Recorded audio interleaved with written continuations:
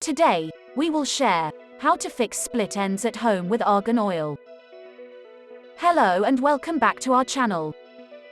You are watching final part of the series, 3 natural ways to remove split ends at home. So, our third and final homemade remedy for fixing split ends at home is argan oil. For this remedy, you will need 1 to 2 drops of argan oil. Now, what you have to do is shampoo your hair and towel dry it. While your hair is still damp, apply 1 to 2 drops of argan oil from the mid-shaft of your hair till the end and leave it on to dry. For best results, apply argan oil every time you shampoo. Note: you can also use it between your shampoo days if you use too many styling products or tools. Now the question is, how and why this remedy will work? So, here is the answer to the question.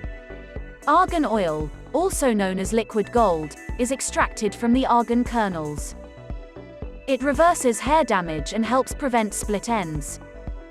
The vitamin E, antioxidants, and fatty acids present in argan oil make it an excellent rehydrating agent. Final words. Split ends are annoying and can ruin your look. Take care of them before it's too late.